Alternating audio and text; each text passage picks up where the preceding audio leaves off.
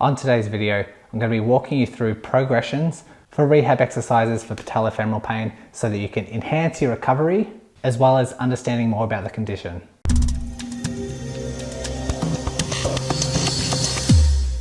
Welcome back, Run Smarter Scholars. Today we are covering exercises for patellofemoral pain, or runner's knee as it's commonly referred to. Diagnosed usually in terms of characteristics by pain around the outside border of the kneecap or underneath the surface of the kneecap, and needs to show aggravation with one task that loads the joint, that being squatting, lunges, running, climbing stairs. One of those exercises needs to be painful for it to be clinically diagnosed as patellofemoral pain. Now, when it comes to rehab of patellofemoral pain, your starting point will depend on the severity and irritability of your symptoms.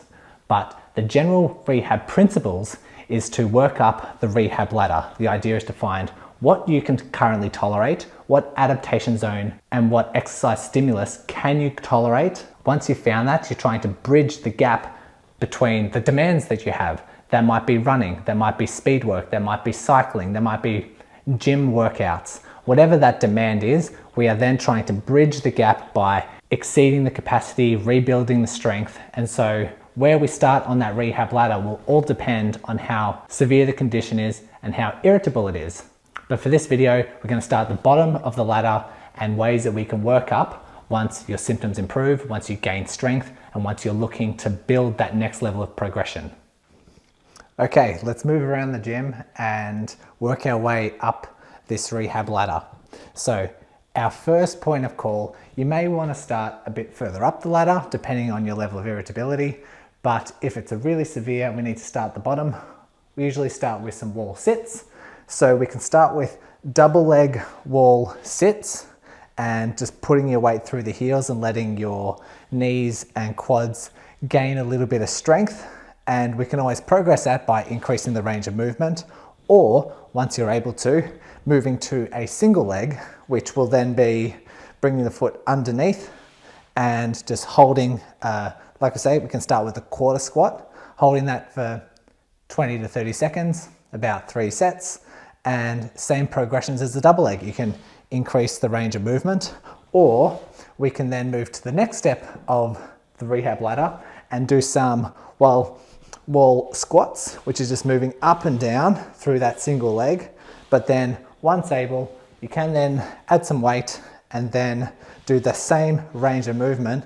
And you'll notice that each time we're just challenging the knee more and more to hopefully move further up that rehab ladder. Weighted single leg squats, probably around 3 sets of 8 to 12. Always do the other side, even if the other side's unaffected, just so you can get a difference of right to left. Once we've moved from that, we're then increasing the weight. We're increasing the demand with higher weight, so we're moving over to do some barbell or some weighted double leg squats. So this is when we can start getting a bit heavy and start working a bit functional. I have my box here so that we can monitor the range of movement. And so if we do our barbell squats, we've got the box here to control how much range we can move through. And if we move through 3 sets of 10, that can load up enough through the knee, depending on how much weight you want to start with. But if we move the range of the box, then all of a sudden our range of squats changes to a little bit deeper and putting a little bit more weight through the knee each time. And this can be done with a weight that you're comfortable with, trying to find that sweet spot of adaptation. But after that, we're then wanting to go still heavy, still challenge some things, but move to something of like a stepping nature. So single leg, step ups, lunges, those sorts of things. So I have my step here. We can do gradual step ups and challenge the knee. We haven't challenged it in a step kind of direction yet. We've only just been doing weighted double leg stuff, but we can always add some weights and do a set of step ups, usually 3 to 4 sets of 6 to 8 steps per side would be nice. But then once we've gone beyond that, you can then increase the range of movement to something of a similar pattern, but doing lunges. So you can start with body weight, but you'll notice that this is a large range of movement and obviously single leg, and just starting to challenge not only the weight, but the range of movement. So you can get your squats, add your weight, and add that as another rung on your rehab ladder. And once you're doing considerable heavy lunges, we're sort of getting towards the end stage of our rehab. And depending on your demands, we then need to start challenging a bit of power-based stuff. If you're a runner, if you're a cyclist, if you want to return to high performance, we need to start introducing a bit more of that power.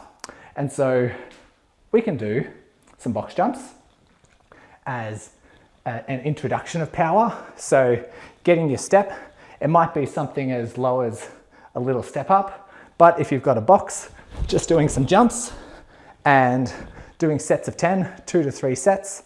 If you're looking for something a little bit more high end and you want more explosive capabilities, you can try single leg, pushing up and doing about 3 sets of 8.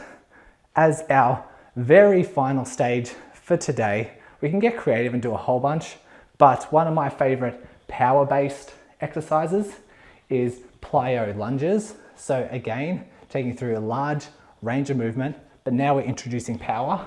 So stepping forward, jumping up in the air into a lunge and getting quite explosive, pushing through that knee and doing about 4 sets of about 5 on each side, completing 10 and completing at least the top of this rehab ladder. Now there are thousands of exercises that you could do, which would be beneficial, but I'm going to add in one more bonus exercise, and that's because research has shown that increasing the strength of both your knee and your hip is beneficial for patellofemoral rehab and recovery. So I'm just going to add one more of a single leg squat variation, including a Swiss ball. So you're going to put the Swiss ball to your side and you're going to press your knee into that ball constantly while you're doing a single leg squat with the other side. Now this will really work the glutes on both sides, so strengthening the hips while strengthening the knee on the other side.